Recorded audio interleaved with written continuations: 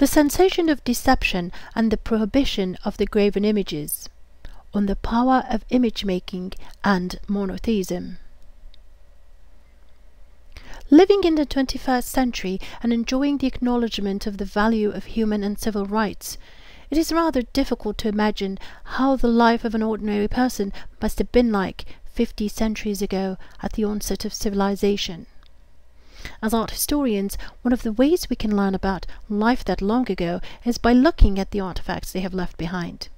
However, we are too often so impressed by the beauty and the craftsmanship of the art that we stop at marveling at them and see perhaps what the original sponsors wanted the original audience to see: the power behind the images. It is thus that we forget to question it beyond that and accept it as the grand achievements of our predecessors.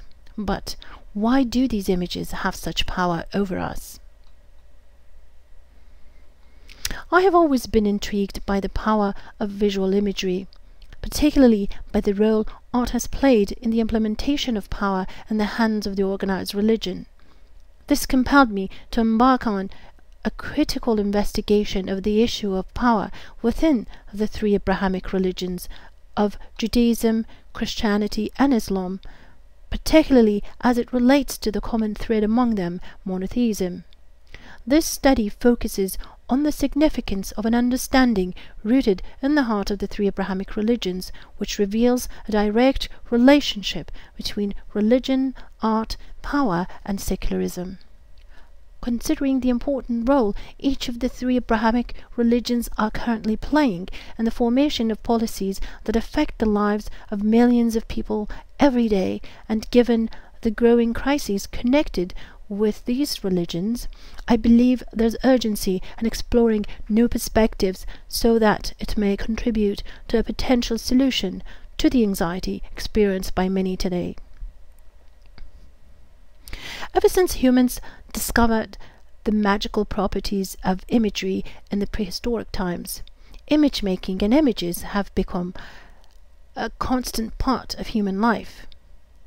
Prehistoric men created images by projecting and translating from the three-dimensional state of the animals or figures he observed in his surrounding into two-dimensional drawings and paintings, as shown in these examples of cave paintings from France.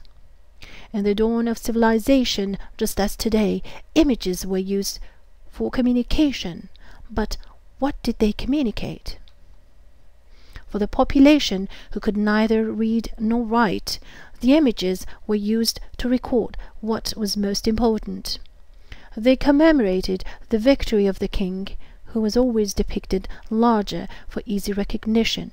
They also reflected the values, beliefs, and the classes of the early societies, at the center of which were their religious beliefs entangled with the priests and rulers. The ordinary people, women and slaves too, sometimes appeared in images, but in their proper place. In other words, with the formation of the early cities, art became a tool of the establishment that systematically celebrated its power and visually established everyone's predestined place in the whole scheme of things. The layout of the register format was perfectly suited to clarify status of the classes of figures portrayed and highlighted the ruler's position. In the art of the early cities, the image of the king and priest, often embodied in the same person, would always take center stage, while everyone else would be depicted undistinguishable from each other in a cookie-cutter format.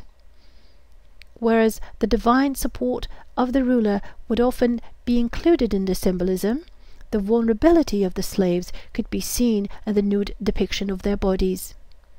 Thus, there developed a clear visual vocabulary to depict and communicate clearly the essential requirements for priests and rulers to exert their power and maintain order.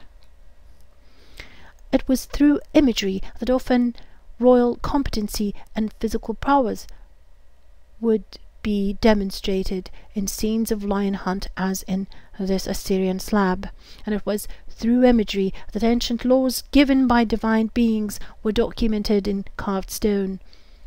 These images made clear the legitimacy of the rule of the kings and the necessity for all to obey them. But it isn't until the time of the ancient Greeks that the human figure, formulated in a specific way, becomes the significant and influential means of communication.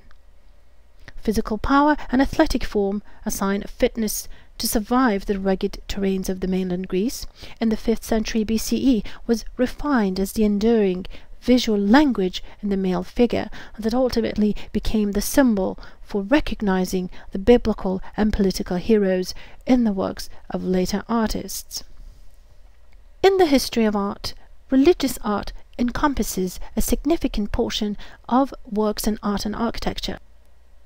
But no one really knows, beyond speculation, where the tendency to addressing toward images the signs of religious reverence comes from. Arguably, the evidence of earliest of such examples can be traced back to the region known as the cradle of civilization, or the land between the two rivers, which incidentally is the location of the first cities. Image making was a major part of the early civilization, as testified to by the extant examples of relief carvings, objects, and sculptures made by the Sumerians, Akkadians, Babylonians, and others.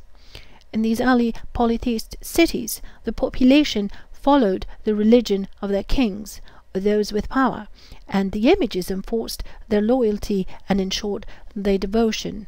In wars, there was little sympathy for the defeated, who would then be forced into submitting to the religion and gods of the conquerors.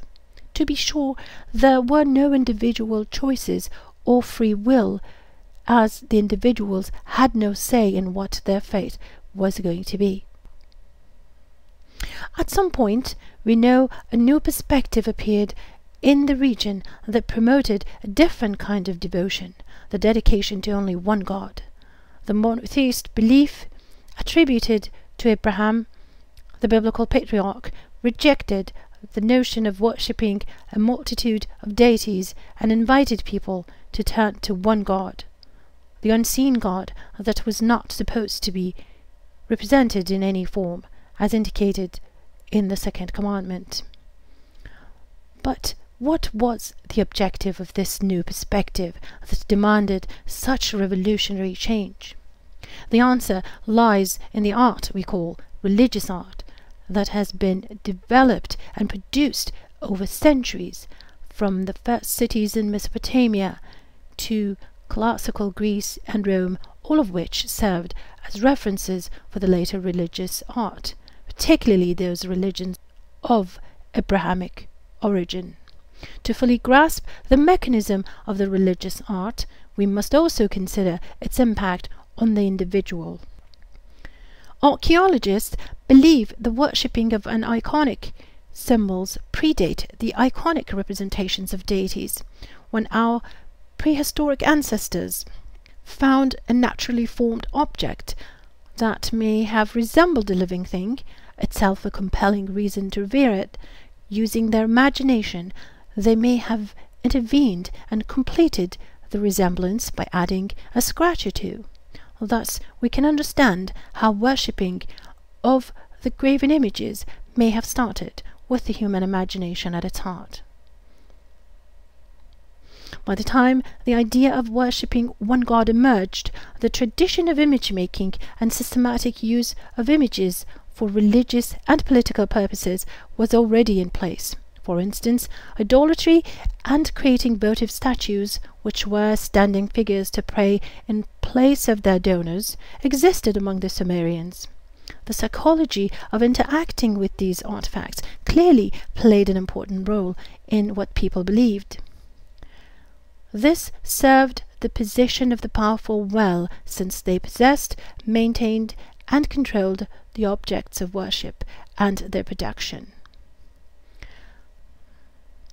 The process of developing images or symbols for the purpose of worship is rather a complex one.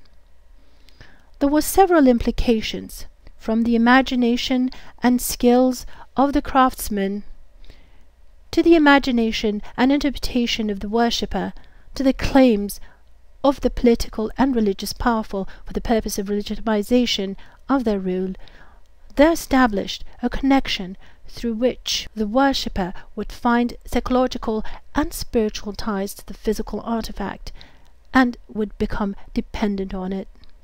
This dependency ensured the devotion, not to mention the submission of all their resources. It is due to this devotion that, literally and figuratively on the backs of the people in Chartres, for example, that Chartres Cathedral was built. Once this relationship was established, there would be the issue of pride, ownership and identity. Whoever owned the object, symbol, building or statue had access to its power. This would create rivalry and would leave others without access outside the circle, bringing about an inequitable situation that would lead to disillusionment and conflict.